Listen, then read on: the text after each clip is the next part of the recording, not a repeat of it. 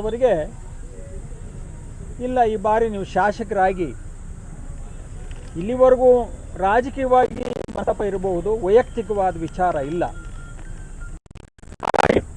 ಏನೋ ಒಂದು ಒಕ್ಕಲತನದ ಹಿರಿಮೆಗೆ ನಾವೆಲ್ಲ ಕೈ ಜೋಡಿಸಿದ್ರೆ ಮಾಗಡಿ ಅಭಿವೃದ್ಧಿ ಆಗ್ತದೆ.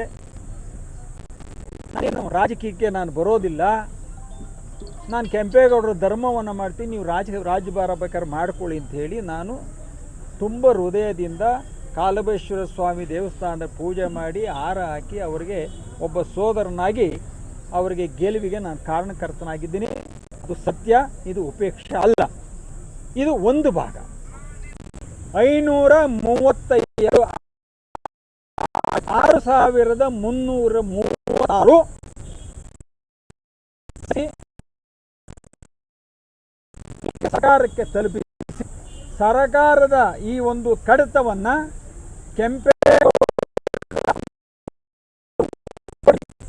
ಸಂದರ್ಭದಲ್ಲೂ ಈ ಎಲ್ಲವನ್ನ ಅವರಿಗೆ ಸಂದೇಶ ಕೊಟ್ಟಿದ್ದೀವಿ. ಯಾಕಂದ್ರೆ ಅವ್ರು ಕೊಟ್ಟು ನೋಡಿ ಬೇಡ, ನೋಡಿ ಇದೆಲ್ಲ ನಿಮ್ಗೆ ಏನೇ ಬೇಕಾದ್ರೂ ನೀವು ಚೆಕ್ ಮಾಡ್ಕೋಬೋದು. ಎಲ್ಲ ಸೈನು, ಅವ್ರ ಫೋನ್ ನಂಬರು, ಊರು ಪ್ರತಿಯೊಂದು ಇದೆ. ಲಾಸ್ಟ್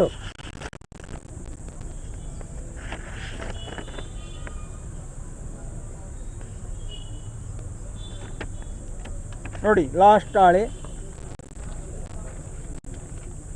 6336 ಸಹಿಗಳನ್ನು ಸಂಗ್ರಹಿಸಿ ನ್ಯಾಯಾಲಯಕ್ಕೆ ಪುರಾ 8 ಗಂಟೆವರೆಗೂ ಮಾಡಿಬಿಟ್ಟು ಚಳಿ ಮಳೆ ಅಲ್ಲದೆ ನೆನೆಕೊಂಡು ಒಣಿಕೊಂಡು ಜೀವನ ಮಾಡುವಂತಹ ಮಕ್ಕಳಿಗೆ, ತಾಯಿಯರಿಗೆ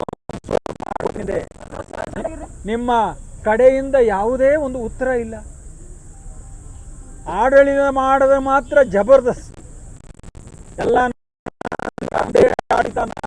ಇರಬೇಕು, ಸರ್ವಾಧಿಕಾರ ನಂದಿರಬೇಕು, ನೀನು ಮಾಡ್ಕೊ. ಈ ಏನಾದರೂ ನಿಮ್ಮಿಂದ ಒಳ್ಳೆಯದ ಆದ್ಯಾ, ಅವರ ಶಾಪ್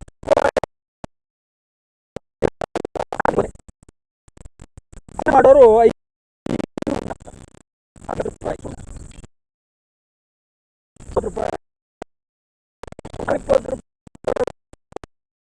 20 ರೂಪಾಯಿ ಕೊಡಬೇಕು.